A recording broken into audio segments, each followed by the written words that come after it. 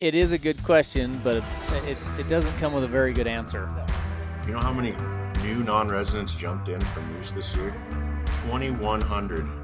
Getting that much for that $100. Like, you might increase your odds by, I don't know, 0.5% in 5 years of. Welcome to the Built to Hunt podcast, brought to you by the team of hunt advisors at the Huntin Fool magazine, where we are dedicated to helping our members go on more hunts with better information. Join Huntin Fool today at huntinfool.com. Welcome to another Built to Hunt podcast. Today, we're going to go through a few frequently asked questions from some of our listeners, members. Just feel like we got a few of these questions that we just get constantly throughout producing some of these podcasts, as well as when we're talking to members on the phone. These are a few questions that we get asked fairly often that we feel like we haven't really covered in past podcasts or prior podcasts. So we're going to touch on some of those today. That's right. We made a list of some frequently ones. Maybe they'll apply to you. Maybe they won't. Maybe they interest you.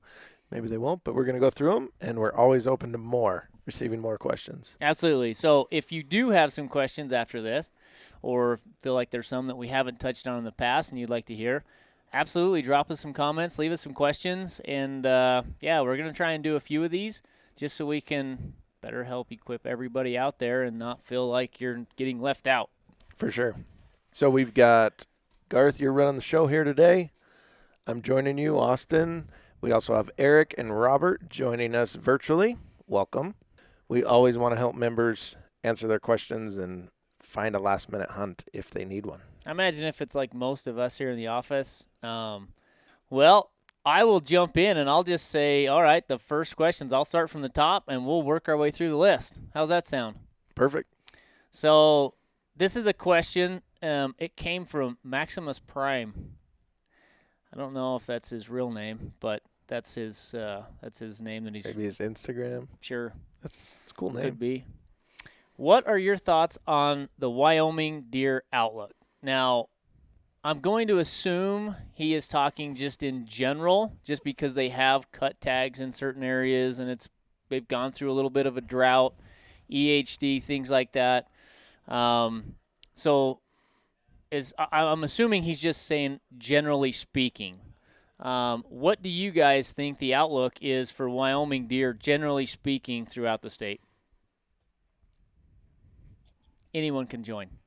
Anyone can join? Well, this is Robert. I'll give you my 2 cents, and it's worth about a cent.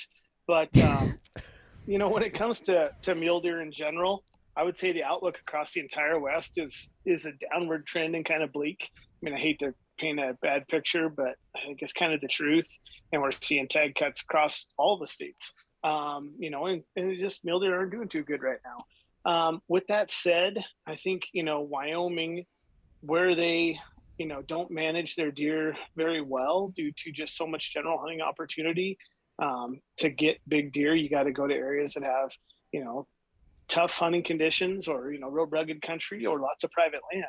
And I think in those areas, there's still the potential to have some good bucks. I think the tag cuts are going to help. G&H are recovering from some winter kills a few years ago. And barring another winter kill, I think 2023, 2024 could be really good for G&H. I know I'll definitely be trying to get a tag in there. But, I mean, for the most part, it's kind of a broad stroke. But, mule deer are down everywhere. There's still some good bucks to be found anywhere where they can find sanctuary on private land or anything else. But, all in all, there'll be some great bucks killed there this year. But I think it's a little bit down of where it's been, in the last handful of years. That's just my quick and down and dirty take on that. Now, there are a couple highlights, like 128, the late hunt in Du Bois. I had that a few years ago, 15 years ago, and it wasn't very good, but it's awesome now. So there's a few like limited entry controlled hunts that I think are seeing an uptick and killing some good bucks. And again, there's just so many mule deer. There'll be some great bucks killed, but I'd say all in all, it's a downward trend, and hopefully the tag cuts will start to help. Yeah, and realistically, I think that's kind of what I've seen over there is it seems like the western part of the state over there where you've got your G&H, it just seems like those deer, they have a lot better habitat. They can recover from those, those winter die-offs that they're susceptible to. And rather quickly. I mean, when considering, not quite as fast as like antelope or elk or something like that will recover, but they have some good habitat over there, and they're pretty hardy. And actually, I mean, I would say on that side of the state, it's more of an upward trend. Like, we're seeing some better and better bucks. And I know from talking to Logan, sounds like, he's real excited about the upcoming years. And like you mentioned, 2023 and 2024, so long as we don't have any winners jump in and kind of flatten that out a little bit, I think we should be pretty good shape on that side. I mean, the worst spots of the state realistically are in that central and eastern portion, where they have had some of that severe drought, and they threw in a couple harsh winters in isolated areas that didn't help matters. But realistically, western side of the state's looking pretty good in my opinion, and the eastern and central part are going to struggle for a little bit. Let's jump to the next one, Garth, that is about mule deer. We get a question from Nick Schmidt. He says, what is a realistic mule deer strategy to do 2 to 3 hunts a year starting tomorrow with little to no points? So you want to go hunting for mule deer, but you don't have a lot of points. Is it build points and wait for deer to recover, or is it find some states now that you can actually hunt and go?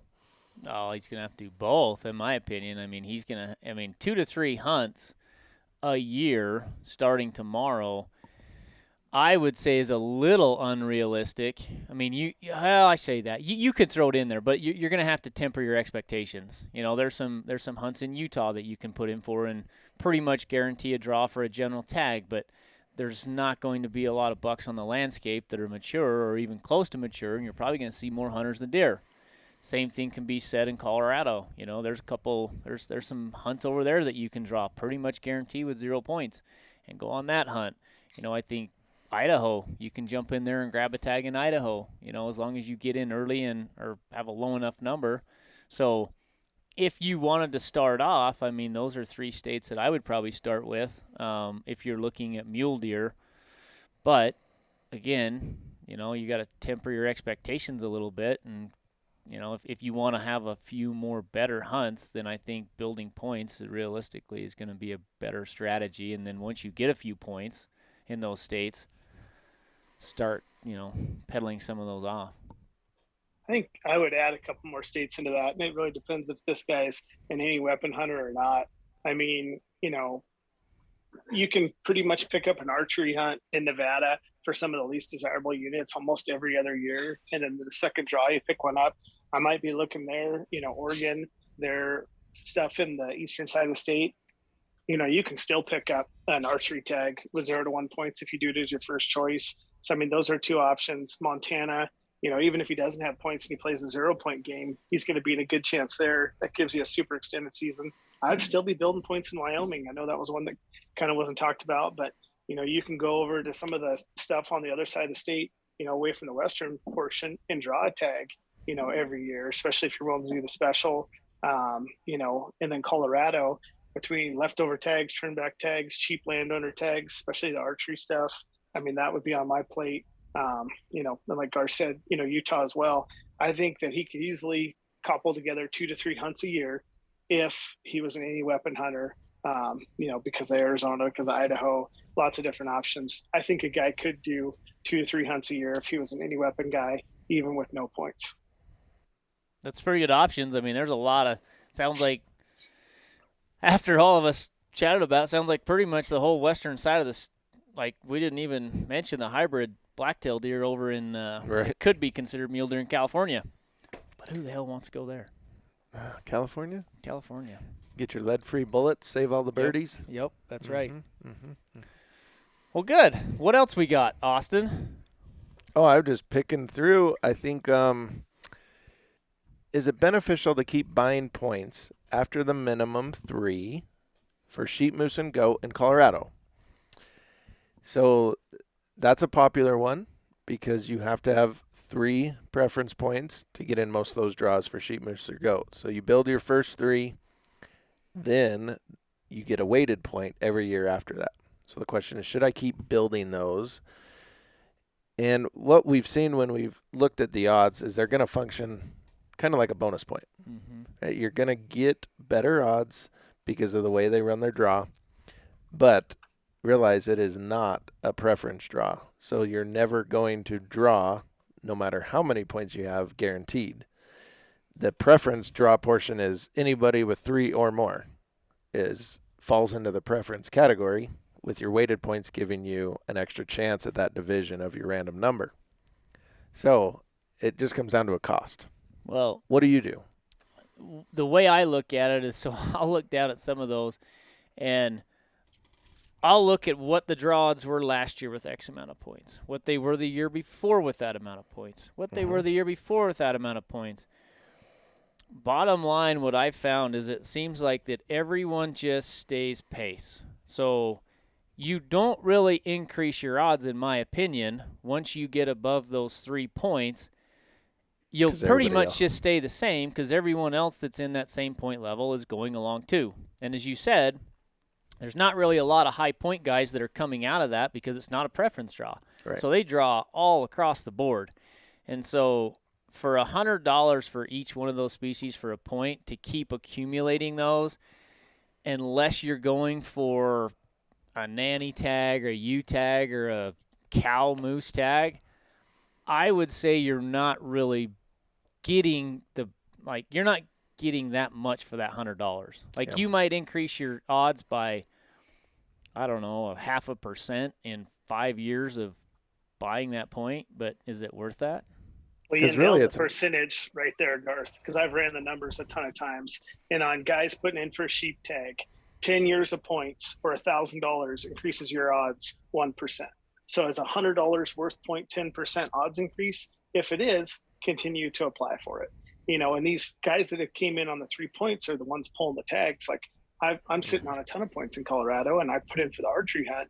And 2 of the guys I talked to this year that drew archery tags were 3 points and 3+1. So these guys are coming in this huge influx of guys getting their 3 points and drawing. But, I still buy the sheep point just because I can't help myself. But on the goat and the moose, I no longer buy the points. And on rifle, it's about, 10 years of points to get you about 1% odds. So it's a hard pill to swallow to keep spending that money. And you've seen this before when Nevada had that big bubble. You know what I mean? And you have that big swell of people that come into the draw pool, and then all of a sudden it's like you just keep going back. Like we see that in Utah when they allowed non-residents to apply for every single species. There's just this huge bubble that comes in, like when Colorado, when he's talking about a lot of these people that come in. Well, that was when Colorado said, hey, guess what? You don't have to, you can apply online, and you don't have to front the fees anymore. And there's this huge swell of individuals that came into the draw pool and just pretty much kind of drowned everybody out that had been applying for 20 years. Oh, same thing happened in Nevada. That big bubble hit. Those guys are drawing the lion's share of the tags. Like if you look at above that bubble, there may be 1 to 2 sheep tags drawn a year, and the rest are in that bubble or below. It's just this, we'll see this, going forward for Colorado forever. It used to be we had to submit a paper application and submit a check. Now, and it wasn't even a paper application that we could print off online. It actually had to come out of their booklet. So, it was all kinds of barriers of entry to get it onto you on time, send them a check, all that. So it kept people out of it. Now that they've opened it up, that lump of people is going to draw, a good lion's share of the tags going forward, because even those guys have more points, they outnumber them tenfold. Because everybody, heck, I applied everyone in my family once it opened up. Or before it was just myself, and I'm sure most other households did the same thing. There goes the Hannemans, just adding to the problem. Yep. By the thousands. But yeah, I guess I was going to say, going back to the root of that question, if it's worth continuing to buy those points for moose, sheep, and goat in Colorado, maybe an overly simplistic way to look at it, but a way that makes sense in my mind is that incrementally each point that you purchase isn't bringing the value, that the previous points were as far as drawing statistics go. So just to use a simple example, let's say that, if you had 1 point and whatever tag you were applying for, you had 1 in 100 odds to draw that tag. Well, for $100, you can purchase another point. And if the odds are 1 in 100, your odds just got cut down to 1 in 50, right? Which is a pretty big jump. And then the next point, 1 in 33, the next point, 1 in 25, the next point, 1 in 20. So incrementally, you're not getting the return that your first couple points provided you. Well, that's a good way to look at it. And so personally, as I don't have a huge application budget, I would take that $100. Is what I do. I've got my 3 points and I'm just going to sit there. But I would take that $100 and throw it in on the sheep raffle or the sheep Bighorn Sheep Society, something that I feel like I've got another chance in another bucket somewhere. Yeah. And not just throwing it all in on one hunt, one non-resident tag I'm applying for in the state draw. Yeah. Use your funds wisely, what I say. Which one do you want? I want to touch on that Oregon one. I love Oregon. I want to know, this comes, I'm not even going to try to pronounce that, with a Jacareza 270, but it says, I have 10 mentored points in Oregon. What should I do with them? And it's a good thing we've got the Oregon Master on this podcast, because I'm looking at Austin and Eric. We all kind of have that same look on our face, like, I'm glad Robert's here. I thought you set this up to take it yourself. I mean, the way you presented this until the end, I was interested to hear your opinion on what you should do with 10 mentored points in Oregon. Oh, you don't even want to know what I would do with those 10 mentored points. If I even had 10 more mentored points, I would be in the same boat as this guy. Or would so 10 mentored points in Oregon. So the mentored point system is kind of cool.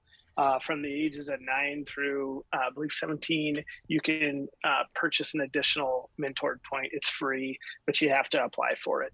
Those points go into a bank, and then at some point, like where this Jack guy is, he needs to decide what he's going to do with those. So you can put them on the 100 series, which is, the controlled deer, 200 series, which is controlled elk, 400 series, which is controlled antelope, or the 600 series, which is essentially a doe tag. Seeing how Jack's at 10 points, I'm assuming he's no longer a youth. So I would say do not put him on a doe tag, or you'll, unless you want to draw doe tag number 1 out of 1,000, you shouldn't be burning points on a doe tag.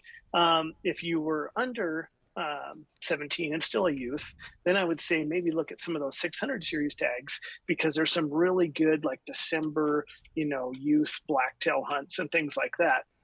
But if you dump your mentored points on that and didn't draw, then you turn 18 and you're stuck with just doe points.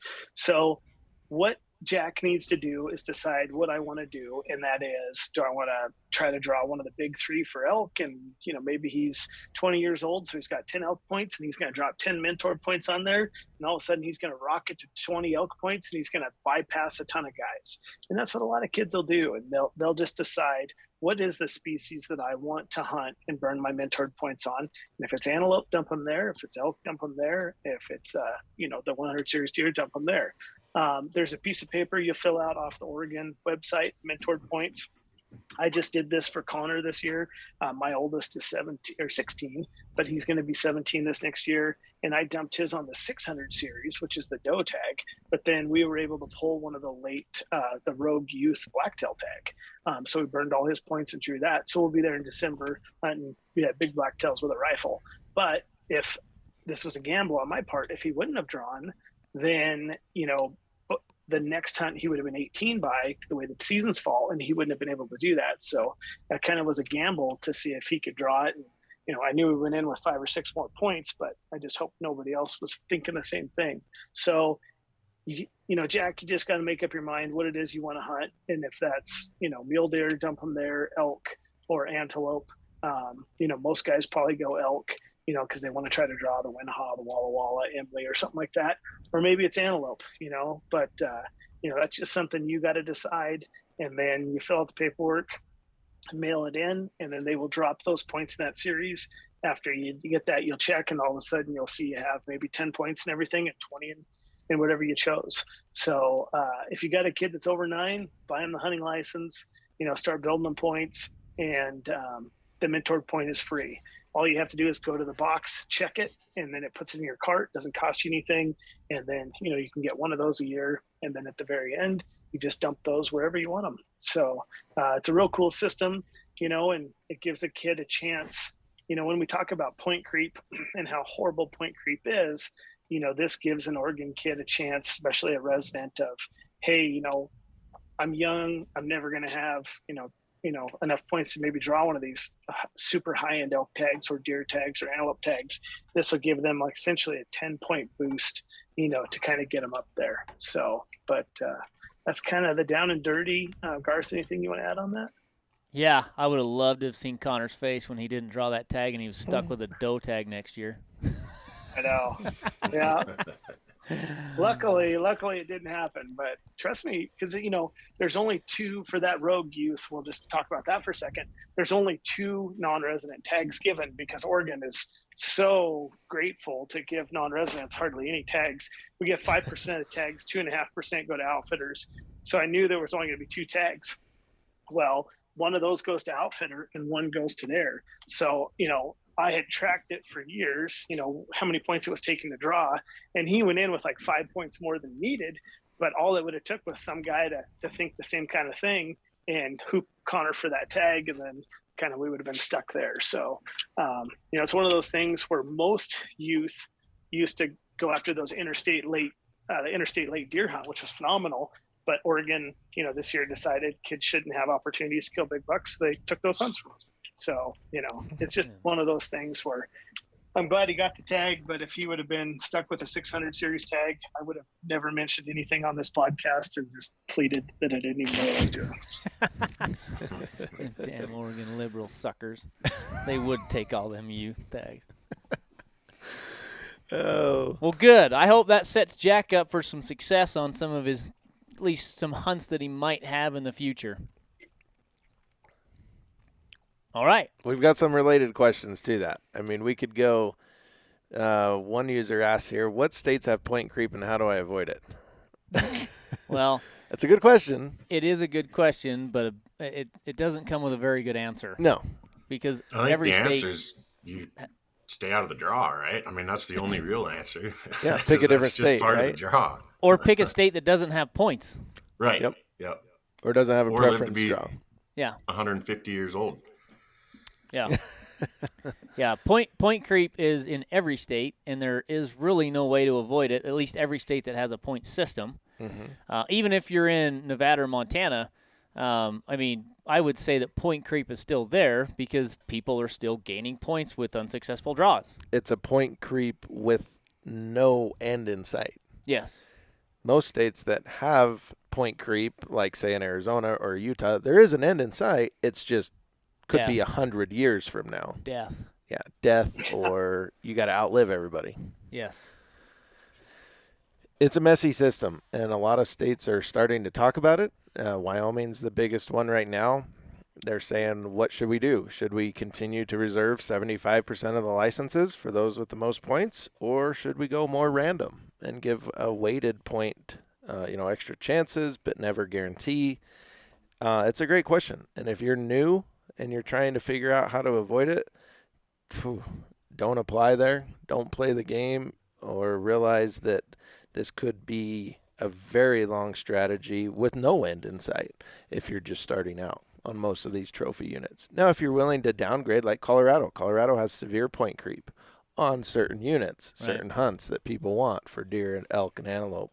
But if you're willing to lower your expectations and just get in, there's plenty of hunts you could draw with minimal points, even though it is a preference draw system. Yeah, I would say that's about the only way to kind of minimize it in those point states is temper your expectations. Like, be willing to take a lower class hunt or a hunt that isn't a trophy unit or isn't going to provide you the best opportunity to find a trophy class animal, and you'll avoid it to a certain extent. I mean, not totally, as we've seen in freaking Wyoming antelope, but I mean that's just it's the nature of the beast. Yep, it is. Yeah, Related and some question. states are worse than others, and I mean, gosh, I was looking at Colorado's draw report this morning for moose. You know how many new non-residents jumped in for moose this year? 2,100. New, So, like with 0 like- points. Yeah. Purchased their first point or applied for a hunt they were never going to draw as a first time applicant. So and that kind of dovetails back to that earlier question too about if it's worth building points in Colorado.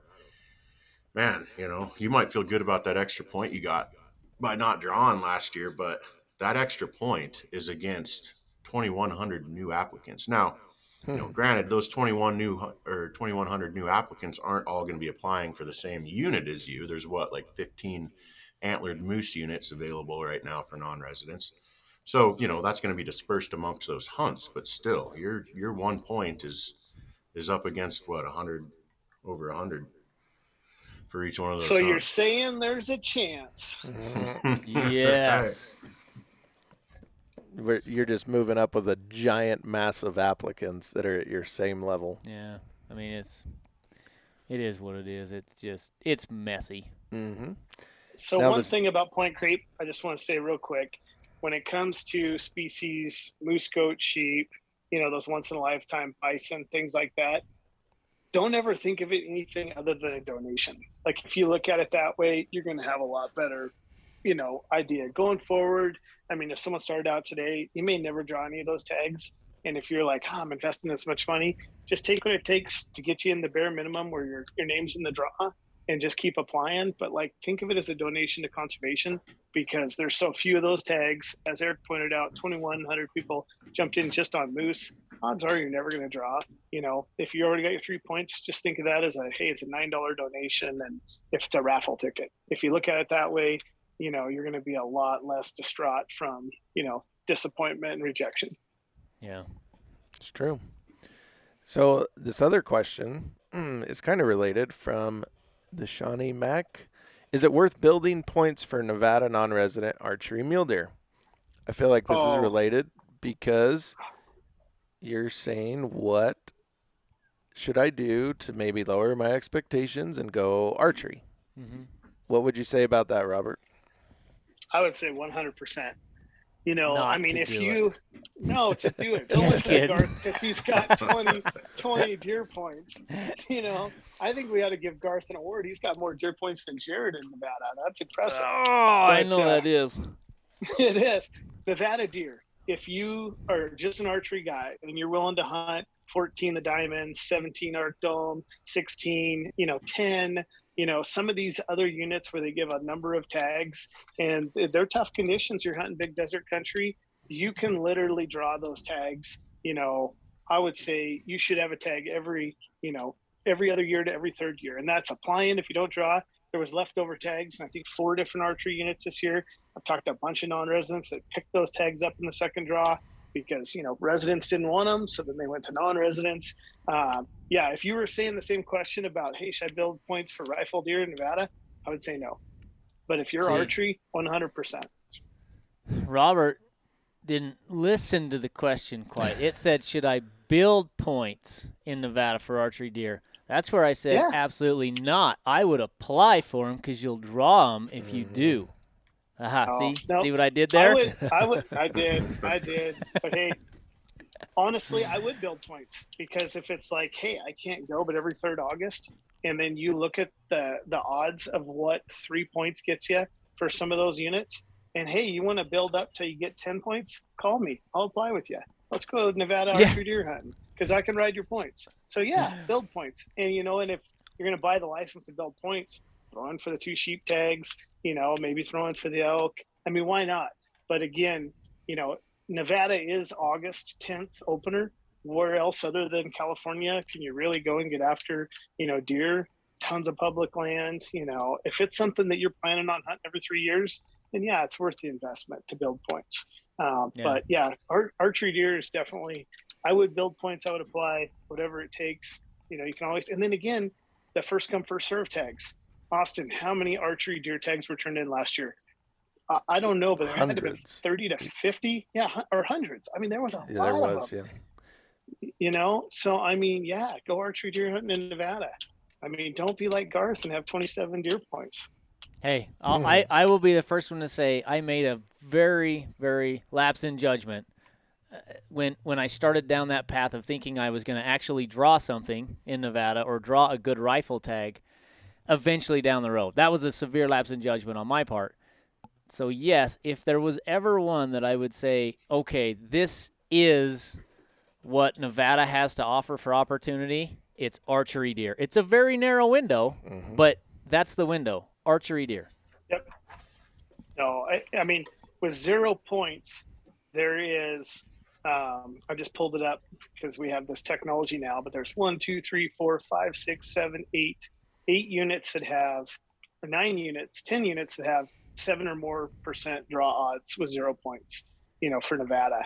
And if you take that to 3, those units are 70+%. So Yeah. Nevada archery deer, you can draw on a regular basis if you stay away from it. Build points if you can't do it this year and you want to do it down the road. But I mean, it's hard to buy a license just for archery deer. So if you're going to do that, maybe look at turning for sheep or something else. But August is a great time to be hunting big velvet bucks. It's hot as blazes down there, but they're full velvet, still red coats, and it's a lot of fun. Yeah. But on top of that too, with the 5 choices that you get in Nevada, you can always throw in your first choice for Garth's tag, draw that, and your other 4 choices can be that archery tag with 1 or 2 points. But yeah, I mean, I think it's worth doing too. Definitely some good opportunities for mule deer archery in Nevada. Eric, I watched it happen too. Let's jump over to spring bear. Mike Da Silva asks, what are the best states for DIY spring bear hunting for archery non-resident? What do you think, Eric? What would be your go-to state? Gosh, it'd probably be a toss-up between Idaho and Montana. I think they're kind of both in their own tier there. True over-the-counter tags that you can purchase every year if you'd like, or if you had tough luck in the draws that particular year and you're looking to put another hunt on the calendar. But yeah, I mean, plenty of bears to hunt and lots of public land to hunt them on. Great hunts for DIY guys. See, I now, just go ahead. I was going to say, if you had a budget, I prefer Alaska. But that's a little bit a little more expensive. Yeah, I don't think they were he could have been. Could have been. But if you did have the budget, there's a lot of bears down there. Up there. Hey, but with the price of fuel, you could, go to Alaska cheaper than you could drive all the way to Montana if you live in the if you southeast. live in Wisconsin. Yeah. Yeah, it's true. Oh, I think Alaska's your best bet for an adventure hunt. That you guys are seeing more bears, killing bears in a lot quicker time frame than you are here. I think it kind of comes down to what his, he's archery spring bear. So I think with Eric nailed it, Montana and Idaho, true over-the-counter tags. You could probably throw Wyoming in there as well. But what I look at that, my first question to him, if Mike called in and was like, Robert, what's my best state for spring archery? I'm going to be like, are you baited or non-baited? Because if he's a baited hunter, I'm going to send him to Idaho or Wyoming. And if he's non-baited, spot and stock, then I'm like, Montana's your number 1 state. Because when you hunt Idaho or you hunt Wyoming as a spot and stock archery hunter, if you're in anywhere that has a road system or trail system where people are baiting, those bears aren't acting like natural bears. They're not out foraging like they naturally would be. They're sitting on bait. And they're going from bait to bedding, water, bait to bedding, water. So they're not acting like normal bears. Where Montana, you could go out and spot and stock and glass, and those bears are out doing what bears do. And then that gives you a better opportunity for spot and stock. I mean, I know Isaiah and Jared have killed, I don't even know how many archery bears, in that, Thompson Fall, Superior, Missoula, kind of Western Montana area. And that's because they're out and the bears are doing what bears do. So if the guy doesn't want anything to do with baiting, I would lean him towards Montana. Or if he's going to go in Idaho, I'd say fly into the Frank Church, go somewhere, up to Salmon, something like that, where you're in an area where no one's baiting and bears are acting like normal bears. So that would be kind of my first question to that guy if he called in and was asking this question to me. That's weird because I never started out questions like that when guys were calling in asking for archery deer in Utah. But now deer are going to act like deer now. They can't bait them, right? They're going to eat? Yeah. Like grass? They're going to eat like bitter brush. Where's all the apples, they're saying. It does change it. Your style of hunting and the tools you have access to make a big difference. Yeah. Especially archery hunting. For sure, and it kind of does ring true. Like you start thinking about it, and if there's a lot of people running baits, and actually, like those bears are not going to be acting like bears, like Robert said, they're just bait, water, bed, bait, water. Like it's just they don't spend much time out in the open. So for a guy that's looking for spot and stock opportunities, that's going to be a very frustrating hunt. Yep, 100%. But if you have the adventure hair, we could definitely line you out on an Alaska hunt. Whether it's a transported drop-off, just camp on the mountain. You don't have to hire anybody. Yeah. You can fly to Anchorage and go on your own hunt in a rental car. Yep. There's lots of opportunities up there, and you get to experience Alaska and chase bears too. Mm-hmm. You know, and I'm going to throw one other wild card out there. If it, you know, the guy's spring bear, so that doesn't count. But if you're looking for a fall bear opportunity, California has got more bears than anything, and more than likely they're going to outlaw that in the next few years. And talking to some guys that go on deer hunt, they're seeing 2 to 3 bears for every deer they see. I don't know. It's something that I keep talking about, going to California and killing a bear before they shut it down. But they are overrun with bears in that state, and they got big bears, and the bears are they don't get hunted much. They're not like, you know, a real savvy bear. I hate to say that, but Yeah. And you don't.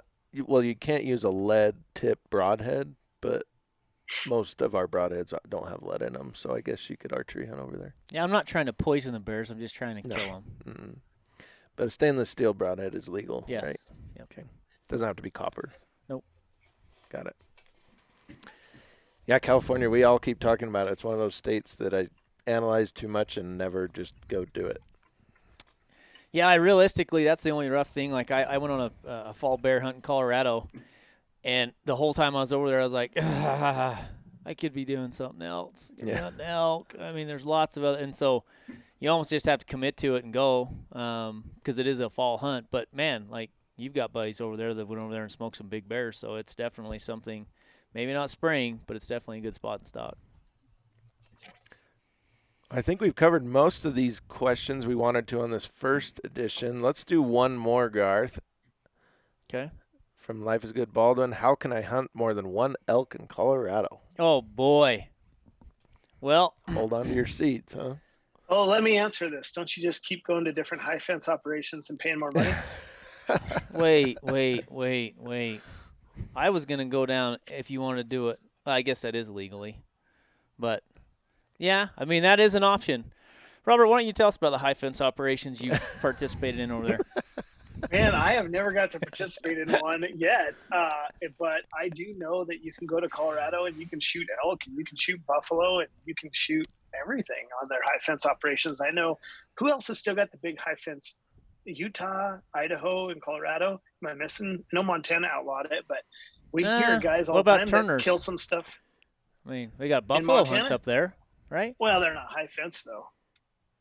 They're medium. I guess you call it they're medium fence. That's a medium fence. Yeah. Oh, yeah. Okay, good. Yeah, they're not electrified. Those are your three big states, unless you go. Michigan's really big. You know, you go to the Midwest. There's a lot of high fence, but yeah, mainly Idaho, Utah, Colorado, out here. Well, I will leave the high fence out of this because I'm assuming that he was talking about acquiring them through the state and not the person that owns the animals. I guess the state kind of owns the animals. That's pretty fair to say. But realistically, if you want 2 elk tags in Colorado, you're only going to get one that's antlered or either sex. That's going to be an A tag. I guess I shouldn't say all of those are because they do have some private land only tags and some of the eastern side that are actually B tags. But basically, when you go down into the classifications, you have some that are classified as an A tag and some that are classified as a B tag. And you can have an A and a B tag, and that'll give you your 2 tags. Now, I think you can have more than one B tag and then C tags, which I don't know. C tags are probably just controlled or depredation type tags, something like that. But you can have as many C tags, I believe, as you want, but I'm sure there's a protocol, and I don't quite know the protocol to that. So I just try to kill one. It's impressive guys are out there trying to kill multiple. Well, it might be the fact that he's trying to just put as many tags as he can in his pocket. Yeah. But I think realistically, when you look down the list of all the hunt codes for all the license types, you're going to get 1 A tag, 1 B tag, The only way you can have a B tag or more than one B tag is if you have 2 B tags and no A tag. Got it. So you can only have up to 2 B tags, and then C tags are unlimited. If you find one that you can actually hunt that has land you can access. C is get as many as you want. Yeah. But A and B, what you say, most people find an A tag they want and then maybe find a B tag that's a female tag or something like that. I would say realistically that's probably what most people do over there, and that's how they work it. I mean, if you wanted to get 2 B tags, like I just talked to a guy the other day, and we were kind of going over different scenarios for an archery elk hunt this year, and we were talking about the either sex in Utah, and when we were going through and talking to it, I was kind of got the idea that he didn't realize that there was actually actual either sex tags for archery in Colorado. I'm like, well, you can harvest a cow on that either sex tag, and then like if you wanted another cow tag, there's actually cow only archery units as well that you could buy. So you could have an either sex and a cow tag while you're out in the field if you really wanted to get aggressive and really pack some elk meat. Now, when you buy an over-the-counter license, Garth, over-the-counter archery in Colorado or over-the-counter rifle, those are all going to be A licenses. Is that accurate? Well, it is for either sex, right? What about the over-the-counter antlerless archery? We'd have to check that. Well, Antlerless only? I believe the over-the-counter antlerless is a B tag. Yes, it is. So technically, you could buy the over-the-counter either sex, which is an A tag, and an over-the-counter antlerless. Hunt at the same time, same unit. Same time, same unit. Kill now, a bull, there's kill either sex on one and a cow on the second. correct, and the cow one, they're just a little bit more limited on the units they're available in. I'll make a prediction on Colorado multiple elk tags. 20 years from now, if you listen to this podcast, it's going to be out of date because the wolves are going to be decimated, the elk population, and you'll be allowed 1 elk tag in the state. Oh man, just draw only. Man, that was kind of rough. That was a Debbie Downer. Are we going to end on that? Like, I don't want to. I mean, that was like, holy cow! I just took a bucket of cold water and dumped it all over you. Well, when those unfortunate poor people that live in the city that vote to bring wolves to their state and force it upon all the other guys.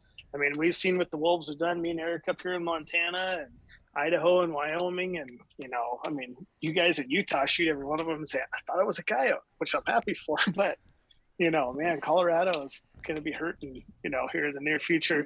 And these 2,100 people have started applying for moose. There won't be that many tags left because moose will be the first things to die. So that's my Debbie Downer moment.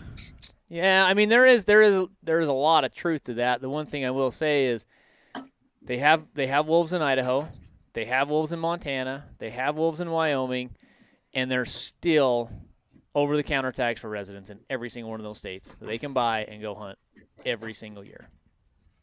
Well, we're hunting those wolves too. That's the question. Is Colorado going to allow us to hunt them? Oof. Like Oregon and Washington. I don't think they're going to be able to hunt them. Yeah, that is a can of worms. Why don't we touch on Roe versus Wade now? Oh, Garth, or Robert, let me ask you a question. I'll ask you too, Eric. I know we're not comparing apples to apples, but would you rather see wolves come into a new state that doesn't have them or wild horses? Oh, I would take wolves in a heartbeat over wild horses. Wild horses are I don't know. If it was legal, I would quit the hunt in full and just become a professional wild horse hunter in Nevada, but I'd be in jail, so I can't do that.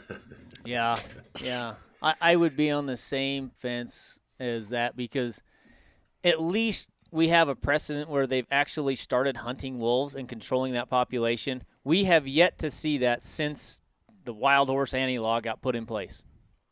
Do you think abortions are legal for horses? Well, I thought they had like a sterilization plan where they were going to go in and sterilize all those. But it doesn't last forever. It's kind of like a pregnancy thing. They shoot it at a little dart at them, and it makes so they can't get pregnant for a couple of years. It's like population control. That's okay for horses. It depends on the state they're in. Ah, yeah. Yes, now it does. Eric, what do you think? Horses Yeah, or I'm going to wolves? go with wild horses too. I mean, aside from the effect, the population effect that those species have on our elk, another component of that too is how the wolves have affected the rut activity for archery hunting elk, at least in my neck of the woods. I mean, yeah, there's less elk partially because of the wolves, but on top of that, you got to hunt these elk differently now. I mean, they're not going to bugle their heads off all day long anymore. You might get them to bugle a little bit, but you better make it happen pretty quick because they're going to shut up now after a little bit. So less bugles and shorter bugling sequences has definitely been an effect I've seen that the wolves have had. Yeah. Very good. Well, send us your questions. We want to hear more. We love doing podcasts like this and getting the guys together. So let us know, and we'll try to answer them. Give us some hard questions, right? Make us think. What would be a hard question? Like, what would an example be of a hard question? I feel like we get them all the time. I can't just throw one at you right now, but we get tough questions. No, I'll tell you a tough one. Here's a tough question. What do? I drew another once-in-a-lifetime tag. And the reason I say another is because this is going to be in reference to your significant other. And your significant other looks at you and says, yeah, well, like, your daughter is turning 16 the same time that this once-in-a-lifetime hunt is happening. And what's more important to you, your daughter or this hunt? What do you do? Buy a camp trailer and take them. Oh, hell, that was fast. God, I thought I was going to stump you. That was good. I mean, that's what I say now. And if my wife was standing here, I'd be like, okay, honey, let's think about this. It's an Escalante sheep hunt. Where are you going to park that camper over there and go and take your kids? Houseboat on Lake Powell. Puddle Powell. Good stuff. Thanks for listening today. Definitely leave us a review, and we will catch you guys a little bit later. Peace.